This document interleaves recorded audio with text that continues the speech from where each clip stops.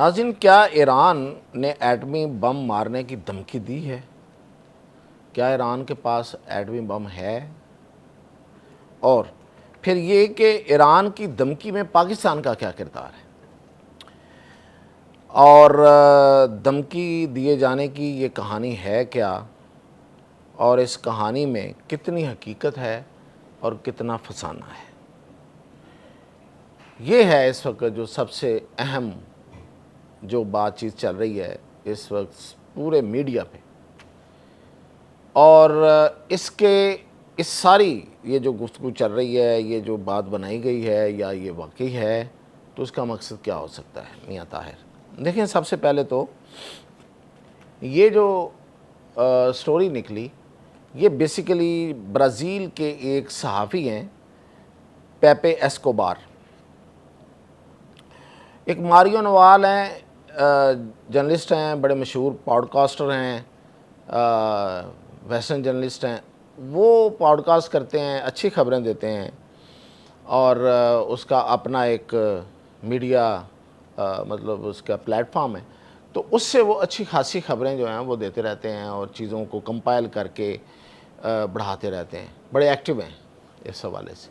तो उनके साथ ये पेपे एस्कोबार जो है उसका एक इंटरव्यू है, तो उसमें उसने दावा किया।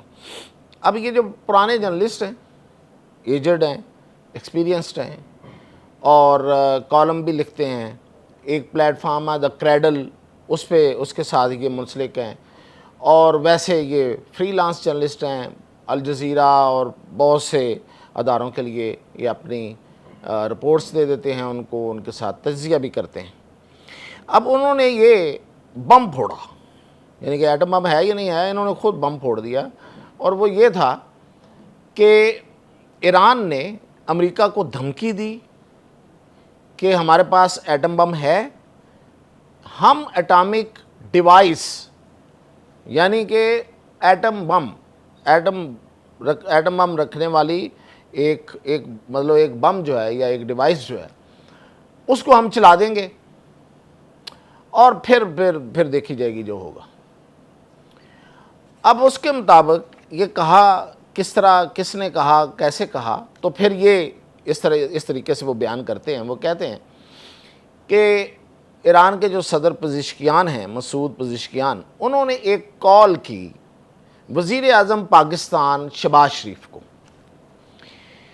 और ये जो कॉल है ये महफूज कम्युनिकेशन से नहीं की गई, यानी कि वो राब्ते जो दरमियान में हैक नहीं हो सकते या जो रिकॉर्डिंग नहीं हो सकती, जिसकी मुल्कों के दरमियान ऐसी हॉटलाइंस होती हैं कि जब लोग सेंसिटिव हसास गुफ्तगू करते हैं और ऐसी गुफ्तगू के जो दूसरों को सुनाई देना मकसूद नहीं होती, तो उसके लिए एक महफूज कम्युनिकेशन होती है, यानी कि ऐसे टेलीफोनिक राब्ता होता है जिसको दूसरे नहीं पकड़ सकते।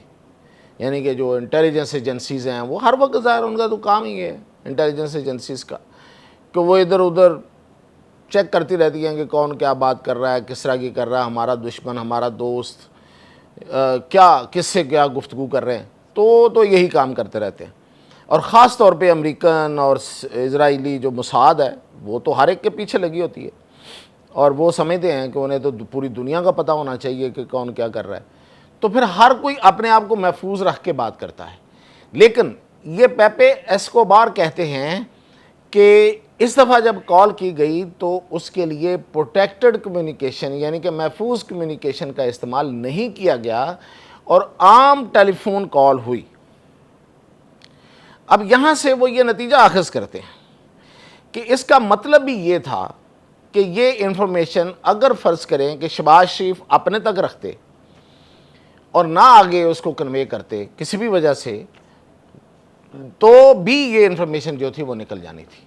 क्यों कि उन्होंने जानबूझ के, ईरानियों ने जो टेलीफोन किया, ईरानी सदर ने, वो आम टेलीफोन कॉल यानी कि जिसको रिकॉर्ड किया जा सकता है, जिसकी बगिंग हो सकती है, वो टेलीफोन कॉल यूज़ की, वो टेलीफोन कम्युनिकेशन इस्तेमाल किया। अब वो कहते हैं जी कि उन्होंने शहबाज शरीफ को ये पैगाम दे दिया टेलीफोन पे कि ये बता दें अमेरिकन्स को कि अगर वो बाज नहीं आएंगे, वो जंग बंद नहीं करेंगे, ईरान के ख़िलाफ़ जारहियत को नहीं रोकेंगे, तो फिर हमारे पास जो एटॉमिक डिवाइस है यानी कि एटम बम है वो हम चला देंगे। अब वो कहाँ चलाएंगे, कैसे चलाएंगे, इसकी डिटेल तो ना उन्होंने दी ना इसमें आई हैं। अब इस जर्नलिस्ट के मुताबिक कि एक तो ये कॉल जो है रिकॉर्ड हुई है और फिर उसका तर्जमा हुआ है बकौल उसके कि वो चूँकि फ़ारसी में कॉल थी, फिर वो साथ तर्जमा भी उसका चल रहा था, ज़ाहिर है कि उर्दू में और अंग्रेज़ी में, तो तीनों ज़बानों में कहता है कि इसकी मौजूद है, इसकी ट्रांसक्रिप्शन। और फिर अगली बात जो वो करता है वो ये करता है कि ये कॉल सुनने के बाद वज़ीर आज़म पाकिस्तान ने अपने वज़ीर ख़ारजा जो उस वक्त न्यूयॉर्क में बैठे हुए थे अक़वाम मुत्तहिदा की किसी मीटिंग के लिए, ये मई के आखिर की बात ये कर रहे हैं कहीं, ये जो मई गुजरा है, अब जून चल रहा है, तो उसके साथ रब्ता किया शहबाज शरीफ ने और इसहाक डार को कहा कि फौरी तौर पे अमेरिकन को इतला करें कि ईरानी ये कह रहे हैं और ईरानियों के ये इरादे। तो फिर इसहाक डार जो हैं उन्होंने मार्को रूबियो से रब्ता किया जो अमेरिका का वज़ीर ख़ारजा है, और मार्को रूबियो दौड़ा फिर ट्रंप के पास गया और उसने ट्रंप को बताया, और उसके बाद से वो कहते हैं, वो जर्नलिस्ट ये कहते हैं, ये पेपे एस्कोबार, कि उसके बाद से फिर ट्रंप की जो ट्यून है वो चेंज हो गई है, टून उसकी टून चेंज हो गई है। अब वो माहदे की बातें कर रहा है, अब वो टाइम फ्रेम दे रहा है, अब वो सुप्रीम लीडर से मिलने की बातें भी कर रहा है। अब ये एक स्टोरी है। इस स्टोरी को आगे पिक करते हैं एक CIA के साबिक एजेंट हैं, अफसर कहलाते होंगे ना, एजेंट अफसर एक ही बात है। बेसिकली तो ये जो इंटेलिजेंस एजेंसीज होती हैं इनके एजेंट ही होते हैं।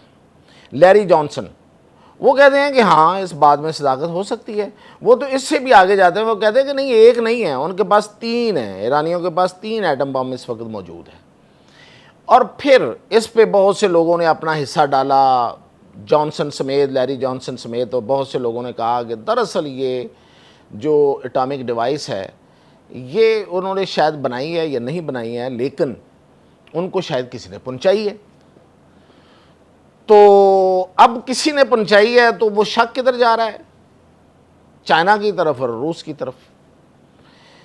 अब चाइना तो पाकिस्तान के साथ लिंक होने की वजह से फौरी तौर पे वो लिंक लोग कर देते हैं, और रूस को इसलिए कर रहे हैं कि रूस जो है वो यूक्रेन में जंग लड़ रहा है। यूक्रेन में तो पूरी यूरोपीय यूनियन और पूरा यूरोप और अमेरिका उसके साथ है, उसके पीछे हैं। तो इसलिए रूस चाहता है कि वो अमेरिका को और पूरी वेस्टर्न दुनिया को ईरान में बिज़ी रखे और यहाँ पे उसको टफ टाइम दे, तो इसलिए ये हो सकता है। अब इसमें कोई बात जो है अभी तक कंफर्म नहीं है। दूसरी आगे बात कि क्या है अपना ईरान के पास है, तो इस पे जो इज़राइल है वो तो बहुत पहले से शोर मचा रहा है कि ईरान के पास जी जो जौहरी उसका प्रोग्राम है वो पुरअमन है ही नहीं, वो दरअसल जंग के लिए है, और वो उसका सबसे बड़ा जो निशाना है वो हम हैं, यानी इज़राइल है। जहाँ तक अमेरिका और जो वेस्टर्न कंट्रीज़ हैं जैसे कि बरतानिया, फ्रांस और जर्मनी है, उनकी इंटेलिजेंस एजेंसीज जो हैं वो ये कहती हैं, उनकी जो रिपोर्ट्स हैं वो ये हैं कि ईरान के पास यूरेनियम 60% एनरिच्ड है, यानी बम बनाने के लिए 90% यूरेनियम एनरिच होना चाहिए। यूरेनियम एक धात है जिससे बनता है, उसको एनरिच किया जाता है, उसकी यानी कि उर्दू में उसे कहते हैं अफसूदगी की जाती है किसी प्रोसेस से गुजार के, तो वो 90% होना चाहिए। ये 60% तक पहुँचे हुए हैं, वो ये कहते हैं।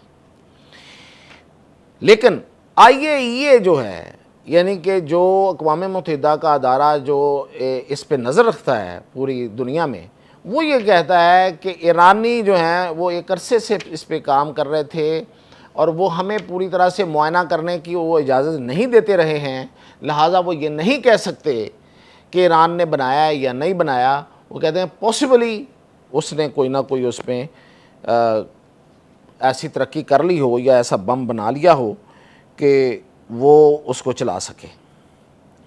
और इसी तरह जो खलीजी ममालिक हैं वो भी ये समझते हैं कि ईरान जो है वो किसी भी वक्त एटम बम बना सकता है। तो ये तो खदशात तो मैंने आपको बता दिया कि कौन किस तरह सोच रहा है। लेकिन अब ये जो खबर है कि ईरान ने खुद ये खबर लीक की और करवानी चाहिए ताकि सब तक पहुंच जाए, इसका मुझे अभी तक पाकिस्तानी ज़राए से कोई कंफर्मेशन नहीं मिली है। जो खबर मेरे पास थी मैंने पहुंचा दी। इजाज़त दीजिए।